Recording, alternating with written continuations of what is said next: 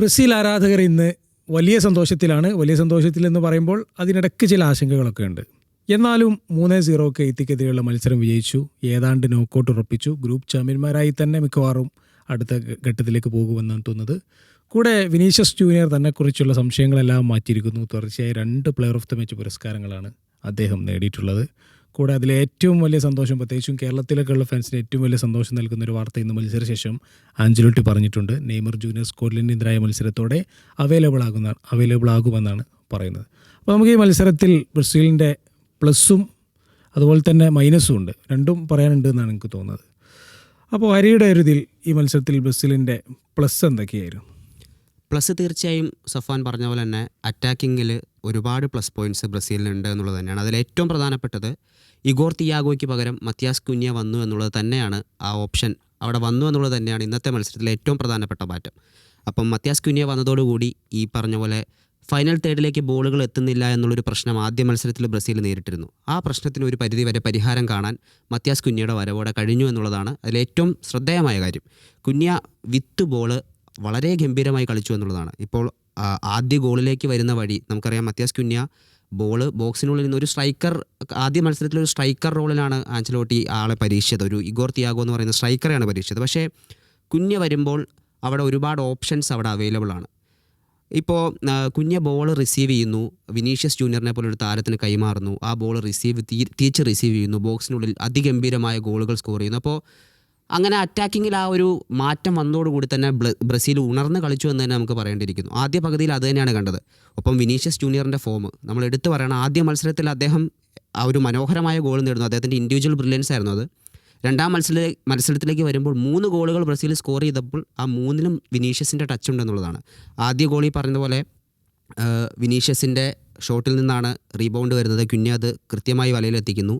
രണ്ടാം ഗോൾ വരുന്നത് വിനീഷ്യസിൻ്റെ ഒരു അതിഗംഭീരമായ ത്രൂ ബോൾ, അത് കുഞ്ഞയുടെ ഒരു അതിഗംഭീരമായ ഫിനിഷും. മൂന്നാമത്തെ ഗോൾ എന്ന് പറയുന്നത് വിനീഷ്യസിൻ്റെ ഒരു ഗോള്, ഗംഭീരം, ആദ്യ പകുതിയുടെ അവസാന നിമിഷം നേടുന്ന ഒരു ഗോൾ. അപ്പം ഇന്നത്തെ ആ ഒരു വിനീഷ്യസ് ജൂനിയറുടെ പെർഫോമൻസും മത്യാസ് കുഞ്ഞയുടെ ഒരു കോമ്പിനേഷനും കൂടെ വന്നപ്പോൾ ഒരു ഡെഡ്ലി കോംബോ അത് മാറി എന്നുള്ളതാണ് ഏറ്റവും പ്രധാനപ്പെട്ടത്. പിന്നെ നമ്മൾ ഇന്നലെ പറഞ്ഞതുപോലെ തന്നെ ലൂക്കാസ് പക്വേറ്റയുടെ കാര്യം എടുത്തു പറയണം. പക്വേറ്റ നമ്മൾ ഇന്നലെ സൂചിപ്പിച്ചു, നെയ്മർക്ക് ഒരു പകരക്കാരനായാണ് പക്വേറ്റ കളിക്കുന്നത്. അപ്പോൾ എത്രത്തോളം നെയ്മറുടെ ആ ഒരു പൊസിഷൻ അദ്ദേഹത്തിന് ഹാൻഡിൽ ചെയ്യാൻ പറ്റുമെന്ന് നമ്മൾ ഇന്നലെ ചോദിച്ചിരുന്നു. അതിന് കൃത്യമായ ഉത്തരം ഇന്ന് പക്വേറ്റ നൽകുകയാണ്. മധ്യനിരയിൽ നിന്ന് ഗംഭീരമായ പാസുകൾ, അതും അളന്നു മുറിച്ചുള്ള പാസുകൾ 2 വിങ്ങിലേക്കും കൊടുക്കുന്നത് നമ്മൾ കണ്ടു. മാത്രമല്ല ഹെയ്ത്തിയുടെ മുന്നേറ്റ നിര കയറി വരുമ്പോൾ കൃത്യമായി പ്രതിരോധിക്കാനും പക്വേറ്റ അവിടെ ഉണ്ടായിരുന്നു എന്നുള്ളതാണ്. അപ്പോൾ എൻ്റെ ഇന്നത്തെ ഒരു സ്റ്റാർ പെർഫോമർ, ഇപ്പോൾ സ്റ്റാറ്റ്സ് വെച്ച് നോക്കുമ്പോൾ വിനീഷ്യസ് ജൂനിയറും മത്യാസ് കുഞ്ഞയുമാണ് ഗോളുകൾ നേടിയതും അതോടൊപ്പം തന്നെ ആ ഒരു സ്റ്റാറ്റ്സിൽ മുന്നിലുള്ളത്. പക്ഷേ പക്വേറ്റ അവിടെ ഒരു സൈലൻറ്റ് കില്ലറായിരുന്നു എന്ന് പക്വേറ്റ തന്നെയാണ് ഇന്നത്തെ മത്സരത്തിലെ ഒരു, എനിക്ക് തോന്നുന്നു, ഒരു എക്സ് ഫാക്ടർ എന്ന് പറയുന്നത് പക്വേറ്റ ആണെന്നാണ് ഞാൻ മനസ്സിലാക്കുന്നത്. തീർച്ചയായിട്ടും പക്വേറ്റ ഒരു മാജിക് മൊമെൻറ്റ്സ് ക്രിയേറ്റ് ചെയ്തു. നമ്പർ 10 നിന്ന് എന്താണോ പ്രതീക്ഷിക്കുന്നത് അദ്ദേഹത്തിന് ചെയ്തു. പ്രത്യേകിച്ച് ആ മൂന്നാമത്തെ ഗോളിന് കൊടുത്ത പാസ് അങ്ങനെ നമ്മൾ തൂക്കിയങ്ങ് ഇട്ട് കൊടുത്താണ് കൃത്യമായിട്ട് വിനീഷ്യസ് ഓടിയത്. അല്ലെ, വിനീഷ്യസിനെ കുറിച്ച് പറയാതിരിക്കാൻ പറ്റില്ല. കാരണം വിനീഷ്യസ് എന്ന് പറയുന്നത് ഓൾറെഡി ഒരു സൂപ്പർ സ്റ്റാറാണ്. പക്ഷേ ബ്രസീലുകാർക്ക് ഒരിക്കലും വിനീഷ്യസിൽ ഒരു വിശ്വാസമില്ലാത്ത പ്ലെയറാണ്. അദ്ദേഹം ബാലൻ ഡിയോറിൽ കണ്ടൻഡറായിരുന്നു. നേരിയതിൽ ഇന്നും ആ വിവാദം അവസാനിച്ചിട്ടില്ല. റോഡ്രിഗോ കൊടുത്തു, ഫിഫ ദ ബെസ്റ്റ് ആയിരുന്നു. പക്ഷേ ബ്രസീലുകാർ ഒരിക്കലും വിനീഷ്യസിനെ അംഗീകരിച്ചിട്ടില്ല എന്നാണ് പറയുന്നത്. ഇപ്പോൾ ഈവൻ കേരളത്തിലെ ബ്രസീൽ ഫാൻസിന് പോലും അത്ര വിശ്വാസമില്ലാത്ത ഒരാളാണ്. പക്ഷേ വിനീഷ്യസ് ജൂനിയറിനെ നമ്മൾ ഈ വേൾഡ് കപ്പിൽ ആദ്യത്തെ 2 മത്സരങ്ങളും അതിന് മുമ്പുള്ള ക്രൊയേഷ്യക്കെതിരായ മുതലങ്ങോട്ടുള്ള ഒരു അവസാനത്തെ 5 മത്സരങ്ങൾ ബ്രസീലിലായി നോക്കുമ്പോൾ അതിഗംഭീരമായ പെർഫോമൻസാണ് കാണുന്നത്. പ്രത്യേകിച്ചും കാർലോ ആഞ്ചലോട്ടി വന്നതിന് ശേഷം. എന്താണ് ഫസീൻ വിനീഷ്യസ് ജൂനിയറിൻ്റെ പെർഫോമൻസിനെ കുറിച്ച് എന്താണ് തോന്നുന്നത്? ഇപ്പോൾ ഈ ഒരു മത്സരത്തിൽ അല്ലെങ്കിൽ ഈ ഒരു ടൂർണമെൻറ്റിൽ വിനീഷ്യസ് ആണ് ബ്രസീലിനെ മുന്നോട്ടേക്ക് നയിക്കുന്നത്. നെയ്മറിനോളം ആര് ക്യാരി ചെയ്യും ഈ ടീമിന് എന്ന ചോദ്യത്തിന് ഉത്തരമായിട്ട് വിനീഷ്യസ് ഞാൻ ചെയ്തോളാം എന്ന് പറഞ്ഞ പോലെ 2 മത്സരത്തിലും കൃത്യമായൊരു ഇൻഡിവിജ്വൽ പ്രകടനം കാഴ്ചവെക്കുന്നുണ്ട്. അപ്പോൾ അദ്ദേഹത്തിൻ്റെ ഇതിനൊരു കാരണം ഞാൻ മനസ്സിലാക്കുന്നത് നേരത്തെ പറഞ്ഞ പോലെ തന്നെ ആഞ്ചലോട്ടി എന്നുള്ളൊരു പരിശീലകനാണ്. കാരണം അദ്ദേഹം ക്ലബ്ബിൽ ഇവർ തമ്മിലൊരു കെമിസ്ട്രി നമ്മൾ കണ്ടിട്ടുള്ളതാണ്. സിനദിൻ സിദാന് പോലും എക്സ്പ്ലോർ ചെയ്യാൻ പറ്റാത്ത വിനീഷ്യസിൻ്റെ ഒരു പെർഫോമൻസ്, അല്ലെങ്കിൽ വിനീഷ്യസ് എന്നുള്ള ഒരു പ്ലെയറിനെ അഞ്ചലോട്ടി എത്തരത്തിൽ പുറത്തോട്ടേക്ക് കൊണ്ടുവന്ന് നമ്മൾ കണ്ടതാണ്. അപ്പോൾ അതേ ഒരു കോമ്പിനേഷൻ കണ്ടിന്യൂ ചെയ്യുന്നുണ്ട്. വിനീഷ്യസിനെ എങ്ങനെ യൂസ് ചെയ്യാം, അയാൾക്ക് എങ്ങനെ ഫ്രീഡം നൽകി ഏത് തരത്തിൽ അയാളെ കളിക്കളത്തിൽ ബെസ്റ്റ് കൊണ്ടുവരാമെന്നുള്ള അറിയുന്നൊരു പരിശീലകനാണ് നിലവിൽ ബ്രസീലിനുള്ളത്. അതാണ് കഴിഞ്ഞ കാലങ്ങളിലുള്ള വിനീഷ്യസിലപ്പുറത്തേക്ക് നല്ലൊരു വിനീഷ്യസിനെ ബ്രസീലിൽ കൊടുക്കുന്നത്. ഇപ്പോൾ ഈ ഒരു 2 മത്സരം കൊണ്ട് തന്നെ വിനീഷ്യസ് ഏതാണ്ട് 2 ഗോളുകളും ഒരു അസിസ്റ്റും നേടിക്കഴിഞ്ഞു. മീൻസ് സ്റ്റാറ്റിസ്റ്റിക്കലി ആ ഒരു ഗോൾ, ഫസ്റ്റത്തെ ഗോൾ റീബൗണ്ട് ആണെങ്കിൽ കൂടി അതൊരു വിനീഷ്യസിൻ്റെ പാസിൽ നിന്നും ക്രിയേറ്റ് ചെയ്തൊരു ഗോൾ. അതായത് ബ്രസീൽ ഈ ഒരു ലോകകപ്പിൽ നേടിയ 4 ഗോളുകളും വിനീഷ്യസ് എന്ന താരം എനിക്ക് ഉണ്ടാക്കിയെടുക്കുന്നതാണ്. ഈ വിനീഷ്യസ് സാധാരണ റയലിലൊക്കെ നമ്മൾ അതായത് ഫീറ്റിൽ ബോൾ ഉള്ളപ്പോഴാണ് അദ്ദേഹത്തിൻ്റെ മൂവ്മെൻറ്റ്സ് കൂടുതലുള്ളത്. പക്ഷേ ഈ ഇപ്പോൾ അദ്ദേഹം കുറച്ചും കൂടി ഡീപ്പായിട്ട് റൺ ചെയ്യുന്നുണ്ട്. അതായത് ബോൾ വരുന്നത് കൃത്യമായിട്ട് മനസ്സിലാക്കിയിട്ട് അദ്ദേഹം റൺ ചെയ്യുന്നതെന്ന് തോന്നുന്നു. പിന്നെ ഞാൻ നേരത്തെ പറഞ്ഞല്ലോ, ഈ ബ്രസീലുകാർക്ക് വിനീഷ്യസിനെ അംഗീകരിക്കാത്തതിൽ ഒരു കാരണം അദ്ദേഹം വളരെ ചെറിയ പ്രായത്തിൽ തന്നെ റയലിലേക്ക് പോയി എന്നുള്ളതാണ്. 18-ാം വയസ്സിൽ പോയി. മാത്രമല്ല ബ്രസീലിൽ ആ സമയത്ത് വളരെ കുറച്ച് മത്സരങ്ങളെ കളിച്ചിട്ടുള്ളൂ. നെയ്മറൊക്കെ ഓൾറെഡി സാൻഡോസിൽ ഒരു സ്റ്റാർ ആയതിനു ശേഷമാണ് പിന്നെ ബൈസയിലേക്ക് പോകുന്നത്. ഇനി നമ്മൾ പറയേണ്ട മറ്റൊരു പേര് മത്തേയൂസ് കുഞ്ഞയാണ്. മത്തേയൂസ് കുഞ്ഞ ഞാൻ നേരത്തെ ടൂർണമെൻറ്റ് തുടങ്ങുന്നതിന് മുമ്പ് തന്നെ എൻ്റെ ഒരു ഫേവറേറ്റ് പ്ലെയറാണ് മത്തേയൂസ് കുഞ്ഞ. കാരണം നമ്മൾ ഈ പ്രീമിയർ ലീഗ്, മാഞ്ചസ്റ്റർ യുണൈറ്റഡ് മത്സരങ്ങൾ കാണുമ്പോൾ എനിക്ക് ഏറ്റവും ഇഷ്ടമുള്ള ആളാണ്. കാരണം ഈ സീസണിലാണ് അദ്ദേഹം ട്രാൻസ്ഫറിൽ യുണൈറ്റഡിൽ എത്തുന്നത്. അന്ന് കഴിഞ്ഞ പ്രീമിയർ ലീഗിൻ്റെ ഉദ്ഘാടന മത്സരം യുണൈറ്റഡും ഐസലും തമ്മിലായിരുന്നു. അന്ന് ആദ്യ മത്സരത്തിൽ തന്നെ അദ്ദേഹം എല്ലാ യുണൈറ്റഡ് ഫാൻസിൻ്റെ ഹൃദയം കവർന്നു എന്ന് പറയും. കാരണം അന്ന് ഒറ്റയ്ക്ക് ഭയങ്കര ബോളുമായിട്ട് ഭയങ്കര സിംഗിളായിട്ടുള്ള പ്ലെയറാണ്. ബോൾ കാലിൽ വെച്ചിട്ട് ഒരുപാട് നേരം മൂവ് ചെയ്യാൻ പറ്റുന്ന പ്ലെയറാണ്. അപ്പോൾ ഈ മത്തേയൂസ് കുഞ്ഞ ഫസ്റ്റ് ലെവലിൽ വരുമ്പോൾ എന്താണ് എനിക്ക് തോന്നിയൊരു മാറ്റം എന്തൊക്കെയാണ്? തീർച്ചയായും നമ്മൾ നേരത്തെ പറഞ്ഞതുപോലെ തന്നെ മത്യാസ് കുഞ്ഞ എന്ന് പറയുന്ന പ്ലെയർ വിത്ത് ബോൾ അതിഗംഭീരമാണ്. ഇപ്പോൾ നമ്മൾ പല പ്ലെയേഴ്സും ഫോൾസ് 9 എന്ന് പറയുന്ന പൊസിഷൻ കളിക്കുന്ന കണ്ടിട്ടുണ്ട്. ആ ഒരു പൊസിഷൻ എന്തുകൊണ്ടും ആപ്റ്റായിട്ടുള്ളൊരു പ്ലെയറാണ് കുഞ്ഞ എന്ന് പറയുന്നത്. അദ്ദേഹം എനിക്ക് തോന്നുന്നു ഇപ്പം സ്ട്രൈക്കർ റോളിൽ കളിക്കാൻ ഇപ്പോൾ വിങ്ങുകളിലൂടെയുള്ള അറ്റാക്കുകൾ വരുമ്പോൾ കൃത്യമായ ക്രോസുകളൊക്കെ വരുമ്പോൾ അവിടെ ബോക്സിൽ അദ്ദേഹം ഉണ്ടാവും. പക്ഷേ അങ്ങനെ ഒരു സാഹചര്യം ഇപ്പോൾ ഹെയ്ത്തി എനിക്ക് തോന്നുന്നു ആദ്യ കുറച്ച് മിനിറ്റുകൾ, ഒരു 20 മിനിറ്റോളം അവർ ലോ ബ്ലോക്കാണ് കളിച്ചത്. ബ്രസീൽ എന്താണെന്ന് പഠിക്കാനുള്ളൊരു ശ്രമം അവർ നടത്തി. ആ സമയത്ത് കൃത്യമായ ബോളുകൾ വിങ്ങിലൂടെ വരുന്നില്ല എന്ന് കണ്ടപ്പോൾ കുഞ്ഞ അവിടെ കൃത്യമായ റോൾ എടുത്തു. അദ്ദേഹം ബോൾ ഇറങ്ങി വന്ന് റിസീവ് ചെയ്ത് സപ്ലൈ ചെയ്യുന്നത് നമ്മൾ കണ്ടു. അപ്പോൾ അവിടെ പൊസിഷൻ എത്രയും പെട്ടെന്ന് ഇൻ്റർചേഞ്ച് ചെയ്ത് കളിക്കാൻ അവിടെ ബ്രസീലിന് കഴിയുന്നുണ്ട്. ഇപ്പോൾ ഇഗോർ തിയാഗോ ഇറങ്ങിയപ്പോൾ ആ ഒരു ഓപ്ഷൻ അവിടെ ബ്രസീലിന് അവൈലബിൾ ആയിരുന്നില്ല. അദ്ദേഹം ബോക്സിൽ മാത്രം നിൽക്കുന്നു, ബോൾ വന്നാൽ കണക്ട് ചെയ്യാൻ പറ്റുന്നു എന്നുള്ളതല്ലാതെ കൂടുതലൊരു ഓപ്ഷൻ അവിടെ ബ്രസീലിന് ട്രൈ ചെയ്യാൻ പറ്റിയിരുന്നില്ല. പക്ഷേ കുഞ്ഞ വരുമ്പം വലിയ ഓപ്ഷനുകൾ അവിടെ ക്രിയേറ്റ് ചെയ്യപ്പെടുന്നു എന്നുള്ളതാണ്. വിനീഷ്യസിന് കുറച്ചുകൂടെ സ്വാതന്ത്ര്യം കിട്ടുന്നു കളിക്കാൻ.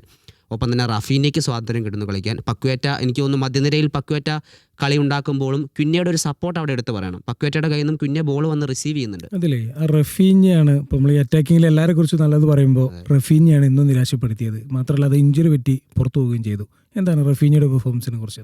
നമ്മൾ ഏറ്റവും പ്രധാനപ്പെട്ടത് ഇപ്പോൾ ബ്രസീൽ ഒരു കിരീട നേട്ടത്തിലേക്കൊക്കെ എത്തും എന്ന് നമ്മൾ പ്രതീക്ഷിക്കുകയാണെങ്കിൽ അതിൽ ഏറ്റവും നിർണായക പങ്ക് വഹിക്കേണ്ട ഒരു താരമാണ് റഫീന എന്ന് പറയുന്നത്. നമുക്കറിയാം അതിമനോഹരമായ ഫോമിലായിരുന്നു അദ്ദേഹം. പിന്നീട് അദ്ദേഹത്തിന് ഇഞ്ചുറിയുടെ പ്രശ്നങ്ങളുണ്ടായിരുന്നു. പക്ഷേ ഈ ബ്രസീലിയൻ സ്ക്വാഡിലേക്ക് വരുമ്പോൾ നെയ്മർ ഇല്ലാത്ത ഒരു സാഹചര്യമാണ് ഉണ്ടായിരുന്നത്. നെയ്മറിൻ്റെ അഭാവത്തിൽ നമ്മൾ പ്രതീക്ഷ വെച്ചിരുന്ന 2 താരങ്ങളാണ് വിനീഷ്യസും റാഫീനയും. പക്ഷേ ആദ്യ 2 മത്സരത്തിൽ റാഫീനെ നിരാശപ്പെടുത്തിയെന്ന് തന്നെയാണ് നമുക്ക് പറയാനുള്ളത്. ഇപ്പോൾ ഇഞ്ചുറി പറ്റുന്നതിന് മുൻപും ഇന്ന് അദ്ദേഹത്തിൻ്റെതായ ശൈലിയിൽ കളിക്കാനോ അദ്ദേഹത്തിൻ്റെതായ ചാൻസസ് ക്രിയേറ്റ് ചെയ്യാനോ പറ്റിയിരുന്നില്ല. പക്വേറ്റ ഒരു അതിഗംഭീരമായൊരു ത്രൂ ബോൾ വെച്ച് കൊടുക്കുന്ന നമ്മൾ കണ്ടു, അളന്ന് മുറിച്ച് റാഫീനയുടെ കാലിൽ. പക്ഷേ 1-on-1 സിറ്റുവേഷനിലും റഫീനയ്ക്ക് അത് സ്കോർ ചെയ്യാൻ പറ്റിയില്ല.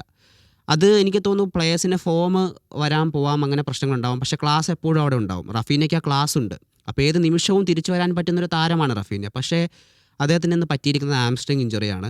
അത് എത്രത്തോളം ഗുരുതരമാണ് എന്ന് നമുക്കറിയില്ല. ഒരു പക്ഷേ വരും മത്സരങ്ങളിലേക്ക് അദ്ദേഹത്തിൻ്റെ ഇമ്പോർട്ടൻസ് പരിഗണിച്ചായിരിക്കാം അദ്ദേഹത്തെ പിൻവലിച്ചിട്ടുണ്ടാവുക. ചെറിയൊരു ഡിസ്റ്റർബൻസോ അല്ലെങ്കിൽ ചെറിയൊരു പരിക്കോ മാത്രമായിരിക്കാം. അതിനപ്പുറത്തേക്ക് എന്തെങ്കിലും ഉണ്ടെങ്കിൽ അത് ബ്രസീലിന് വലിയ തിരിച്ചടിയാവും, വലിയ ക്ഷീണമാവും എന്നുള്ളതാണ് ഉറപ്പാണ്. കാരണം ഇപ്പോൾ റയാൻ പകരക്കാരനായി ഇറങ്ങി. റയാൻ നല്ല പ്ലെയറാണ്. നമ്മൾ പറയുന്ന പോലെ ബ്രസീലിൽ ഫ്ലേവറുള്ളൊരു പ്ലെയറാണ് റയാൻ. പക്ഷേ റാഫീനയുടെ എക്സ്പീരിയൻസും റാഫീനയെ പോലൊരു താരത്തിൻ്റെ ആവശ്യകതയും ബ്രസീലിയൻ ടീമിന് അനിവാര്യമാണ്. പ്രത്യേകിച്ച് നെയ്മർ വരുന്ന സാഹചര്യത്തിൽ റാഫീനയ്ക്കും നെയ്മറിനും ഒരു വല്ലാത്ത കണക്ഷനുണ്ട്. ആ കണക്ഷനൊക്കെ വർക്കൗട്ട് ആവണമെങ്കിൽ റാഫീന അവിടെ വേണം. ഇപ്പോൾ വിനീഷ്യസ് ജൂനിയറും റാഫീനയും അവരെ നയിക്കാൻ നെയ്മർ ജൂനിയറും കൂടെ ഉണ്ടെങ്കിൽ ആ അറ്റാക്ക് എത്ര ഡെഡ്ലി ആണെന്ന് നമുക്ക് ഊഹിക്കാവുന്നതേ ഉള്ളൂ. അപ്പം റാഫീനയുടെ പരിക്ക് വലിയ ആശങ്കയാണ്. എനിക്ക് തോന്നുന്നു അദ്ദേഹം നോക്കൗട്ടിലേക്കൊക്കെ കളിക്കാൻ പറ്റിക്കഴിഞ്ഞാൽ അദ്ദേഹത്തിൻ്റെ ഫോം വീണ്ടെടുക്കുമെന്ന് തന്നെയാണ് പ്രതീക്ഷിക്കുന്നത്. അതിൽ നമ്മളെ മിഡ്ഫീൽഡ് നമ്മൾ പക്കറ്റയെക്കുറിച്ച് ഓൾറെഡി പറഞ്ഞു കഴിഞ്ഞു. അതല്ലാതെ ഇന്ന് നമ്മൾ പറയേണ്ട ഒരാൾ കസമിറോയാണ്. കസമിറോ എനിക്ക് തോന്നുന്നത് ഹീറ്റ് മാപ്പൊക്കെ നോക്കുമ്പോൾ കസമിറോയുടെ സാന്നിധ്യം എല്ലായിടത്തും ഉണ്ടായിരുന്നു. എങ്ങനെയാണ് ഫസ്റ്റ് ഈ ഒരു കസമിറോയുടെ ഒപ്പം ഗുമരായസിൻ്റെ എങ്ങനെയാണ് ഒരു മിഡ്ഫീൽഡിൻ്റെ പെർഫോമൻസ് നോക്കുന്നത്? ഒരുപക്ഷെ കസമിറോയും ഗുമേറസിനും കഴിഞ്ഞ മത്സരത്തിൽ അത്ര പണി ഈ ഒരു മത്സരത്തിൽ ഉണ്ടായിട്ടില്ല. കാരണം അത്രമേൽ ഒരു വലിയ എതിരാളി ആയിരുന്നില്ല ഹെയ്ത്തിയുടെ ഭാഗത്തുനിന്ന് അറ്റാക്കുകളും കാര്യങ്ങളും ടാർഗറ്റിലെ ട്രൈ ഒക്കെ ഉണ്ടായിരുന്നെങ്കിലും മിഡ്ഫീൽഡിൽ കാര്യമായി ബ്രേക്ക് ചെയ്യേണ്ട ഒരു പണി കസമിറോക്കും ഗുമേറസിനും ഉണ്ടായിരുന്നില്ല. എന്നിരുന്നാലും ആദ്യ പകുതി പ്രത്യേകിച്ച് കാര്യമായിട്ടൊന്നുമില്ല. 2ാം പകുതിയിലാണ് ഹെയ്ത്തി ഒന്നുകൂടി ഉണർന്ന് കളിച്ചത്. പാസുകളും കാര്യങ്ങളും ക്രിയേറ്റ് ചെയ്ത് ആ സെക്കൻഡ് ഹാഫിലാണ് അവരുടെ ഈ അറ്റാക്കുകളൊക്കെ കാര്യമായിട്ട് ബിൽഡ് ചെയ്തത്. എന്നിരുന്നാൽ കൂടി വലിയൊരു വർക്ക് ലോഡ് ഈ ഒരു മത്സരത്തിൽ ഉണ്ടായിരുന്നില്ല. പക്ഷേ കസമിറോയും ഗുമേറസും അവരുടെ ക്ലാസ് എന്താണെന്ന് തെളിയിച്ചിട്ടുണ്ട്. കാരണം ഇത്ര വലിയ വർക്ക് ലോഡ് ഉണ്ടാവില്ല എന്ന് പറഞ്ഞു കഴിഞ്ഞാൽ ഫ്രം ദ ടോപ്പ് മേലെന്ന് വരുന്ന പാസുകൾ അവിടെ തന്നെ ബ്രേക്ക് ചെയ്ത് വരുന്നു എന്നുള്ളതാണ്. ബ്രസീലിൻ്റെ ഒരു കളിശൈലി ആകെ മാറി എന്നുള്ളതാണ് ഈ ഒരു മത്സരത്തിൽ. അപ്പോൾ ഇനിയുള്ള മത്സരങ്ങളിലും ഈ താരങ്ങൾക്ക് അവരുടേതായിട്ടുള്ള പ്രകടനങ്ങൾ കാഴ്ചവെക്കുന്നുണ്ട്. പ്രത്യേകിച്ച് സ്കോട്ട്ലാൻഡിനെ പോലത്തെ ഒരു എതിരാളി വരുമ്പോൾ സ്കോട്ട്ലാൻഡ് ഒന്നുകൂടി നന്നായി കളിക്കുന്നവരാണ്. ഈ ഹെയ്ത്തിയെ കമ്പയർ ചെയ്യുമ്പോൾ ഒന്നുകൂടി നന്നായി കളിക്കുന്ന, നന്നായി മിഡ്ഫീൽഡ് യൂസ് ചെയ്ത് കളിക്കുന്ന ഒരു ടീമുകളിലൊന്നാണ്. അപ്പം ആ ഒരു മത്സരത്തിലേക്ക് വരുമ്പം ഇപ്പോൾ കാണിച്ച ഒരു മൊമെൻറ്റം ഇവർ മെയിൻറ്റെയിൻ ചെയ്യുകയാണെങ്കിൽ ബ്രസീലിന് ഒന്നുകൂടി ഗുണമാവും. നമ്മളതിൽ ആഡ് ചെയ്യാനുള്ളത് പറഞ്ഞാൽ നമ്മളിപ്പം ഹെയ്ത്തി ചെറിയ ടീമാണെന്ന് പറയുന്നുണ്ട്. പക്ഷേ എത്ര ചെറിയ ടീമാണെങ്കിലും ഒരു ടീമിലെ താരങ്ങൾ അവരുടെ റോള് ഭംഗിയായി ചെയ്തില്ല എന്നുണ്ടെങ്കിൽ അത് ആ ടീമിന് വിനയാവുമെന്നുള്ളതാണ്. ഇന്ന് ബ്രസീലിനെ സംബന്ധിച്ച് ആ റോളുകൾ കൃത്യമായി നിർവഹിക്കപ്പെട്ടു എന്നുള്ളതാണ് ഏറ്റവും പ്രധാനം. ഇപ്പം ഡിഫൻസീവ് മിഡ്ഫീൽഡിലാണെങ്കിലും അറ്റാക്കിംഗ് മിഡ്ഫീൽഡിലാണെങ്കിലും മുന്നേറ്റത്തിലാണെങ്കിലും കൃത്യമായ റോളുകൾ വഹിക്കാൻ താരങ്ങൾക്ക് കഴിഞ്ഞിട്ടുണ്ട് എന്നുള്ളതാണ് അതിൽ ഏറ്റവും പ്രധാനം. ഇപ്പോൾ ഇന്ന് ഡിഫൻസ് കുറച്ചുകൂടെ ഓർഗനൈസ്ഡ് ആയിരുന്നു. അപ്പോൾ ആ ഒരു ഡിഫൻസ് ഓർഗനൈസ്ഡ് ആയി കഴിഞ്ഞപ്പോൾ ഡിഫൻസീവ് മിഡ്ഫീൽഡേഴ്സിന് കുറച്ചുകൂടെ അനായാസം കളിക്കാനും പറ്റി. അപ്പോൾ നമ്മൾ ചെറിയ ടീമെന്ന് പറയുമ്പോഴും അവർ എനിക്ക് തോന്നുന്നു ബ്രസീലിയൻ ടീം മൊത്തത്തിൽ അവരുടെ റോള് കൃത്യമായി നിർവഹിച്ചു എന്നുള്ളതാണ് അതിൻ്റെ. അതല്ലേ നമ്മൾ ഈ സബ്സ്റ്റിറ്റ്യൂഷനെ കുറിച്ചുകൂടി പറയാനുണ്ട്. ഒന്ന് എൻട്രിക്ക് വന്നപ്പോൾ ഭയങ്കര കൈയടിയാണ് കിട്ടിയത്. സാധാരണ നമ്മൾ പണ്ട് 2006 വേൾഡ് കപ്പിലൊക്കെ മെസ്സി വരുമ്പോൾ ഇങ്ങനെയായിരുന്നു. ഒന്ന് മെസ്സി ഇടയ്ക്ക് സബ്സ്റ്റിറ്റ്യൂഷൻ മാത്രം ഇറങ്ങുന്ന പ്ലെയറാണ്. അങ്ങനെ ആളുകൾ വെയിറ്റ് ചെയ്യാണ്. അതുപോലെ തന്നെ എൻട്രിക്കിന് കിട്ടിയൊരു റിസപ്ഷൻ എന്ന് പറയുന്നത്. എൻട്രിക്ക് കുറച്ചുണ്ടെങ്കിലും എൻട്രിക്ക് നന്നായി കളിച്ചിട്ടുണ്ട്. കൂടെ പറയേണ്ട മറ്റൊരാൾ ഗബ്രിയേൽ മാർട്ടിനെല്ലിയാണ്. ഗബ്രിയേൽ മാർട്ടിനെല്ലി ഓഫ് കോഴ്സ് നമുക്കറിയാം അദ്ദേഹം ഒരു സബ്സ്റ്റിറ്റ്യൂട്ടായിട്ട് മാത്രമേ കളിക്കുന്ന ആളാണ്. നമ്മൾ കഴിഞ്ഞ വേൾഡ് കപ്പിലേക്ക് വന്നു കഴിഞ്ഞാൽ അതേ സിറ്റുവേഷൻ തന്നെയാണ്. എനിക്ക് തോന്നുന്നത് ഒരു ബ്രസീൽ തോറ്റൊരു മത്സരം ഉണ്ടായിരുന്നു ഗ്രൂപ്പിൽ കാമറൂണിനെതിരെ. ആ മത്സരത്തിൽ മാത്രമായിരുന്നു കാര്യമായിട്ട് മാർട്ടിനെല്ലിയെ കണ്ടിരുന്നത്. ഈ രണ്ട് സബ്സ്റ്റിറ്റ്യൂഷനുകളെ കുറിച്ചുള്ള ഒരു ഇതെന്തായിരുന്നു? തീർച്ചയായും ബ്രസീലിൻ്റെ മുന്നേറ്റ നിര എന്ന് പറയുമ്പം അത്രയും സ്ട്രോങ് ആണ്. അപ്പോൾ ബെഞ്ചിൽ എൻട്രിക്കിനെ പോലെ മാർട്ടിനെല്ലിയെ പോലെയുള്ള താരങ്ങളുണ്ടെന്ന് പറയുമ്പോൾ അത് ബ്രസീലിന് ഒരു ആഡഡ് അഡ്വാൻറ്റേജ് ആണ്, ഒരു താരം പകരമിറക്കാനുണ്ട് എന്നുള്ളത്. അപ്പോൾ എൻട്രിക്ക് നമുക്കറിയാം നെയ്മർ ജൂനിയറിന് ശേഷം എൻട്രിക്ക് എന്നുള്ളൊരു ലേബലിലാണ് എൻട്രിക്ക് വരുന്നത് തന്നെ. പക്ഷേ എനിക്ക് തോന്നുന്നു അദ്ദേഹത്തിന് വേണ്ട പ്ലേ ടൈം ഇതുവരെ കിട്ടിയിട്ടില്ല, മാച്ച് ടൈം കിട്ടിയിട്ടില്ല. ആ ഒരു പ്രശ്നം അദ്ദേഹത്തിനുണ്ട്. അദ്ദേഹം കമ്പാരിറ്റീവ്ലി വളരെ ചെറുതാണ്, പ്രായം കൊണ്ട് തന്നെ എക്സ്പീരിയൻസ് കുറവുണ്ട്. പക്ഷേ ക്ലബ് ഫുട്ബോളിലൊക്കെ വളരെ വലിയ പെർഫോമൻസ് കാഴ്ചവെച്ചിട്ടാണ് അദ്ദേഹം വരുന്നത്. പക്ഷേ നിലവിൽ എനിക്ക് തോന്നുന്നു ഒരു സ്ട്രൈക്കർ റോളിലായിരിക്കില്ല ഇനിയുള്ള മത്സരങ്ങളിൽ ആൻസലോട്ടി കളിക്കാൻ ഉദ്ദേശിക്കുന്നത്. പ്രോപ്പർ സ്ട്രൈക്കർ ഇട്ടായിരിക്കില്ല. കാരണം വിത്ത് ബോള് കുറച്ചുകൂടെ ക്വാളിറ്റിയുള്ള പ്ലെയേഴ്സ് ആയിരിക്കണം ആദ്യ ലെവലിൽ ഉണ്ടാവേണ്ടത് എന്നുള്ളൊരു നിർബന്ധം ആൻസലോട്ടിക്കുണ്ട്. കാരണം ബ്രസീലിൻ്റെ ഒരു സ്റ്റൈൽ അങ്ങനെയാണ്, വൺ ടച്ച് പാസും അങ്ങനത്തെ സ്റ്റൈലാണ് ബ്രസീലിൻ്റെ. അപ്പോൾ എൻട്രിക്കിന് ആ സ്റ്റൈലിലേക്ക് എത്രത്തോളം അഡാപ്റ്റ് ആവാൻ പറ്റുമെന്നുള്ളൊരു വലിയ ചോദ്യമാണ്. പക്ഷേ എൻട്രിക്ക് ക്വാളിറ്റി ഉള്ള താരമാണ്. നമ്മൾ പ്രതീക്ഷിക്കാത്ത സമയത്ത് ഗോൾ നേടാൻ പറ്റുന്ന താരമാണ്. പ്രതീക്ഷിക്കാത്ത സ്ഥലത്ത് അടിച്ചതും നല്ലൊരു ഗോളായിരുന്നു. ഓഫ്സൈഡ് ആയി. പിന്നെ മാർട്ടിനെല്ലി എന്ന് പറയുമ്പോൾ ഒരു യൂറോപ്യൻ ഫുട്ബോളറെയാണ് നമുക്ക് ഓർമ്മ വരിക. ഒരു പ്രോപ്പർ യൂറോപ്യൻ സ്റ്റൈലിലുള്ള, അതെ, ഒരു ബ്രസീലിയൻ ഫുട്ബോളറാണ് നമുക്ക് തോന്നില്ല. അപ്പോൾ ഒരു യൂറോപ്യൻ ഫുട്ബോളിൻ്റെ സ്റ്റൈലും ഒരു അഗ്രസീവ്നെസ്സും ഒക്കെയാണ് മാർട്ടിനെല്ലിയുടെ സ്റ്റൈലിലുള്ളത്. നല്ല പ്ലെയറാണ്. എനിക്ക് തോന്നുന്നു വിങ്ങിലൊക്കെ അതിഗംഭീരമായി ഡ്രിബിൾ ചെയ്ത് മുന്നേറി സ്കോർ ചെയ്യാൻ പറ്റും. എനിക്ക് തോന്നുന്നു ഈ ടഫ് സിറ്റുവേഷൻസ് വരുമ്പോൾ ഒരു കരുത്തരായ ടീമുകൾ, ഭയങ്കര കരുത്തോടെ ഡിഫെൻഡ് ചെയ്യുന്ന ടീമുകൾക്കെതിരെ എനിക്ക് തോന്നുന്നു ഈ ബ്രസീലിൻ്റെ സ്വതസിദ്ധമായ ശൈലി ചിലപ്പോൾ നടക്കണമെന്നില്ല. കാരണം അവർ ഭയങ്കര ഫിസിക്കലായി നേരിടും. ആ സമയങ്ങളിലൊക്കെ ഗബ്രിയേൽ മാർട്ടിനെല്ലി പോലുള്ള താരങ്ങൾ ഈ ടീമിന് വളരെ പ്ലസ് പോയിൻ്റ് ആയിരിക്കും. കാരണം യൂറോപ്യൻ സ്റ്റൈലിൽ കളിക്കുന്ന ഒരു താരമാണ്, യൂറോപ്യൻ ഫുട്ബോൾ കളിച്ച് വരുന്ന താരമാണ്. അപ്പോൾ അതിൻ്റെ അഡ്വാൻറ്റേജ് മാർട്ടിനെല്ലിയിലൂടെ കിട്ടും. ഒരിക്കലും മാർട്ടിനെല്ലി ആദ്യ ലെവലിലേക്ക് വരില്ല, നമുക്ക് ഉറപ്പാണ്. പക്ഷേ ഈ പറഞ്ഞ പോലെ ഒരു ബ്രസീൽ ഒരു ആഡഡ് അഡ്വാൻറ്റേജ് ആണ് ഈ രണ്ട് താരങ്ങൾ പുറത്തിരിക്കുന്നു എന്നുള്ളത്. നമ്മളെ ഇതുവരെ പറഞ്ഞതൊക്കെ പോസിറ്റീവാണ്. എന്തായിരിക്കും ബ്രസീലിൻ്റെ ഒരു നെഗറ്റീവ്സ് എന്ന് തോന്നി എന്തൊക്കെയാണ്? ഇപ്പോൾ നമ്മൾ ഹെയ്ത്തി മൊറോക്കോ 2 മത്സരങ്ങൾ എടുത്ത് നോക്കുക. അപ്പോൾ ഹെയ്ത്തി എന്നുള്ള ഒരു ടീം രണ്ടാം പകുതിയിൽ കുറേയൊക്കെ നന്നായി അറ്റാക്ക് ചെയ്തു. ആ സമയത്ത് തന്നെ ഷോട്ട്സ് ഓൺ ടാർഗറ്റ് വരുന്നു. ഗോൾ കീപ്പർ ഒരു മികച്ച സേവ് അല്ലെങ്കിൽ ഒരു ഗോളെന്ന് ഉറപ്പിച്ചൊരു ഷോട്ട് പോലും വരുന്നുണ്ട്. അപ്പം ഹെയ്ത്തിയെ പോലത്തെ ഒരു ടീമിനെതിരെ സെക്കൻഡ് ഹാഫിൽ, ആദ്യ ഹാഫിൽ 3 ഗോൾ ലീഡിൽ ഇരിക്കുകയാണെങ്കിലും സെക്കൻഡ് ഹാഫിൽ ബ്രസീൽ ഒരു അല്പം റിസർവിലേക്ക് പോയോ എന്ന് തോന്നിച്ചു. അതായത് അവർ കുറച്ചൊക്കെ ഒരു ഈസി മൈൻഡഡ് ആയിട്ട് കളിക്കുന്നു. 3 ഗോളിൽ ലീഡ് ഉണ്ട് എന്നുള്ളൊരു ഈസി മൈൻഡഡ് പ്ലേ കളിക്കുന്നതായിട്ട് കാണുന്നുണ്ട്. പക്ഷേ അത് അടുത്ത മത്സരത്തിലേക്ക് വരുമ്പോൾ തിരുത്തിയിട്ടില്ലെങ്കിൽ ബ്രസീലിന് വിനയാകും. കാരണം അടുത്ത മത്സരം സ്കോട്ട്ലാൻഡിനെതിരെയാണ്. ഒരു പക്ഷേ ആ ഒരു മത്സരം സമനില കൊണ്ട് പോലും ബ്രസീലിന് അടുത്ത റൗണ്ടിലേക്ക് മുന്നേറാം. എന്നിരുന്നാലും തുടർന്നുള്ള അങ്ങോട്ടുള്ള മത്സരങ്ങൾ പിന്നെ അങ്ങോട്ട് നോക്കൗട്ടാണ്. അപ്പം നോക്കൗട്ടിൽ വരുന്ന എതിരാളികൾ ശക്തരായേക്കാം.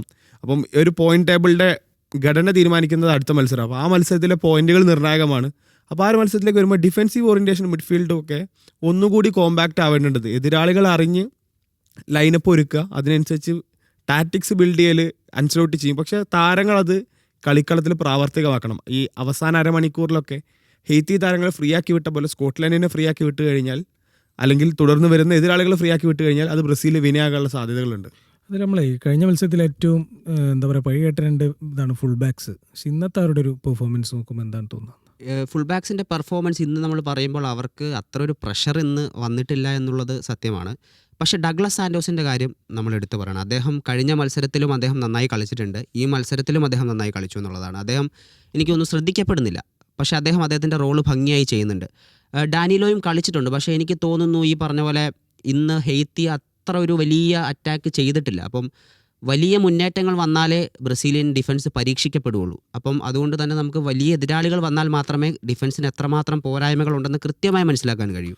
പക്ഷേ ഇന്നത്തെ മത്സരം നോക്കുമ്പോൾ ഒരു കഴിഞ്ഞ മത്സരത്തെ അപേക്ഷിച്ച് കൃത്യമായി കോമ്പാക്റ്റ് ഡിഫൻസ് തന്നെയായിരുന്നു. മാർക്കിന്യോസിനും മഗലസിനും ഇടയ്ക്ക് ഒരു കൃത്യമായ കമ്മ്യൂണിക്കേഷൻ, ഒരു ലിങ്കപ്പും വന്നിട്ടുണ്ടെന്നുള്ളത് നമുക്ക് വ്യക്തമായിരുന്നു. അതോടൊപ്പം തന്നെ ഡഗ്ലസ് സാന്റോസ് ഫ്രണ്ടിലേക്ക് കയറി കളിക്കുന്ന, ഓവർലാപ്പ് ചെയ്ത് കളിക്കുന്നത് നമ്മൾ കണ്ടു. ഇപ്പോൾ കഴിഞ്ഞ സാന്റോസിന്റെ വരവന്നെ കുറച്ച് അത്ഭുതമാണ്. കാരണം 9 വർഷമായിട്ട് ടീമിലില്ലാത്ത ഒരാളാണ് പെട്ടെന്ന് വരുന്നത്. കൊണ്ട് ആഞ്ചലോട്ടി സംതിങ് എന്തോ കണ്ടിട്ട് തന്നെ തീർച്ചയായും ആഞ്ചലോട്ടിയുടെ ഒരു സെലക്ഷൻ എപ്പോഴും അങ്ങനെയാണ്. നമ്മൾ പ്രതീക്ഷിക്കാത്ത താരങ്ങളെ അദ്ദേഹം ടീമിലേക്ക് കൊണ്ടുവരാറുണ്ട്. അങ്ങനെ തന്നെയാണ് ഇപ്പോൾ ഡഗ്ലസ് സാന്റോസ് വന്നപ്പോൾ ഞാൻ ഒരിക്കലും പ്രതീക്ഷയില്ല അദ്ദേഹം ആദ്യ ലെവൽ ഉണ്ടാവും. നമ്മൾ പ്രതീക്ഷിച്ച പേര് അലക്സാണ്ടർ ആണ്.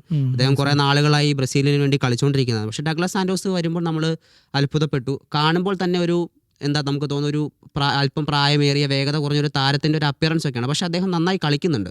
ഡാനിലോ ഈ പറഞ്ഞ പോലെ എക്സ്പീരിയൻസ് ഉണ്ട്, പക്ഷേ അദ്ദേഹത്തിനും വേഗതയുടെ പ്രശ്നമുണ്ട്. അപ്പം ഇന്നിപ്പോൾ ഹെയ്ത്തിയുടെ ഭാഗത്ത് നിന്ന് വലിയ മുന്നേറ്റങ്ങൾ ഉണ്ടായിട്ടില്ല, പക്ഷേ എങ്കിൽ പോലും അവരുടേതായ റോളുകൾ അവർ കൃത്യമായി നിർവഹിച്ചിട്ടുണ്ട്. പക്ഷേ ഇനിയിപ്പോൾ വരും മത്സരങ്ങളിൽ ഇപ്പോൾ സ്കോട്ട്ലൻഡ് നന്നായി കളിക്കാൻ പറ്റുന്ന ടീമാണ്.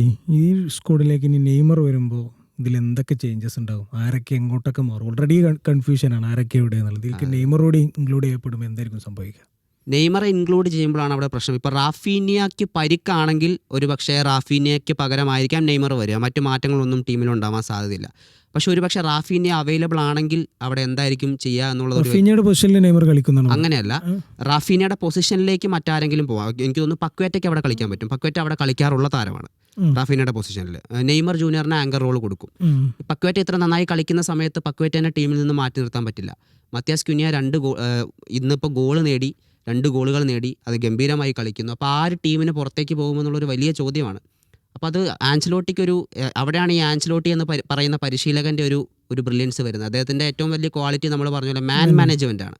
അപ്പോൾ ആ മാൻ മാനേജ്മെൻറ്റ് എക്സാക്ട്ലി വർക്ക് ചെയ്യാൻ പോകുന്ന ഒരു ദിവസമായിരിക്കും സ്കോട്ട്ലൻഡിനെതിരെയുള്ള മത്സരം. ഇപ്പോൾ റാഫീന അവൈലബിൾ ആണെങ്കിൽ, റാഫീനയ്ക്ക് പരിക്കാണെന്നുണ്ടെങ്കിൽ അവിടെ ഒരു ഓപ്ഷൻ എനിക്ക് തോന്നുന്നു നെയ്മർ റാഫീനെ റീപ്ലേസ് ചെയ്യും. പക്ഷേ നെയ്മർ ഒരു 90 മിനിറ്റ്സ് കളിക്കുന്ന എനിക്കും തോന്നുന്നില്ല. ഫസീൻ എന്താണ് അടയാനുള്ളത്? ഇപ്പം അൻസലോട്ടി കഴിഞ്ഞ ദിവസം ഇന്ന് മത്സരത്തിന് ശേഷം പറഞ്ഞത് എന്ന് പറഞ്ഞാൽ നെയ്മർ നാളെ ഇൻഡിവിജ്വൽ ട്രെയിനിങ് ആണ് നടത്താൻ പോകുന്നത്. അപ്പോൾ ഇൻഡിവിജ്വൽ ട്രെയിനിങ് നടത്തുമ്പോൾ ആ പ്ലെയർ ഒരു റിക്കവറിൻ്റെ ഫൈനൽ സ്റ്റേജിലാണെന്നുള്ളതാണ്, അവൈലബിൾ ആവും എന്നുള്ളതാണ് പറഞ്ഞത്. നമുക്കറിയാതെ 90 minutes start from the beginning ആയിരിക്കും, അല്ലെങ്കിൽ ഒരു ഇമ്പാക്ട് സബ് പോലെ ഇറങ്ങുമെന്നുള്ളതല്ല.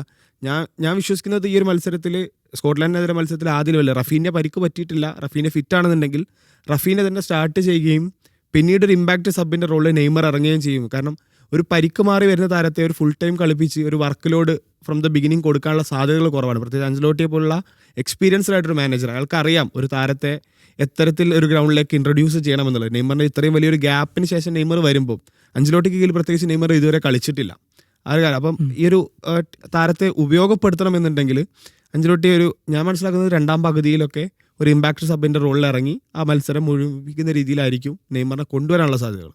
എനിക്ക് തോന്നുന്നത് ഈ ബ്രസീലിൻ്റെ ഇപ്പോഴത്തെ ഏറ്റവും വലിയൊരു കൺസേൺ, അതായത് റൗണ്ട് ഓഫ് 32 ആര് വരും എന്നുള്ളത് ബ്രസീലിനെ സംബന്ധിച്ച് വലിയൊരു കൺസേൺ ആണ്. കാരണം ഗ്രൂപ്പ് എഫ് എന്നാണ് എതിരാളി ഉണ്ടാവുക. അവിടെ 3 പേരുകൾക്കാണ് സാധ്യത. ഒന്ന് നെതർലാൻഡ്സ് ആണ്, ജപ്പാനാണ്, സ്വീഡനാണ്. ഇത് 3ഉം ടഫ് ഓപ്പണൻസ് ആണ്. അതിൽ നെതർലാൻഡ്സ് ആണെങ്കിൽ ഒരു എന്താ പറയുക ലെഗസി ടീമാണ്, one of the toughest opponent ആണ്. പക്ഷേ സെമിയിലൊക്കെ വരേണ്ട ഒരു എതിരാളിയാണ്. ക്ലെമന്റിന്റെ പ്രവചനത്തിൽ നെതർലാൻഡ് കപ്പടിക്കുന്നതാണ്. അപ്പോൾ എനിക്ക് തോന്നുന്നത് ഇതുകൂടിയും ഒരു കൺസേൺ ആയിരിക്കും. പക്ഷേ ഒരുമിച്ച് മത്സരം നടക്കുന്നതുകൊണ്ട് ആര് വരും എന്നും പറയാൻ പറ്റില്ല. എനിക്ക് തോന്നുന്നത് ബ്രസീൽ ഇന്നൊരു 2 ഗോളൊക്കെ അടിച്ചിരുന്നെങ്കിൽ, ഒരു സെക്കൻഡ് ഹാഫിൽ 2 ഗോൾ അടിച്ചിരുന്നെങ്കിൽ ഗ്രൂപ്പ് ചാമ്പ്യന്മാർ ഏറെക്കുറെയൊക്കെ ഉറപ്പായിരുന്നു.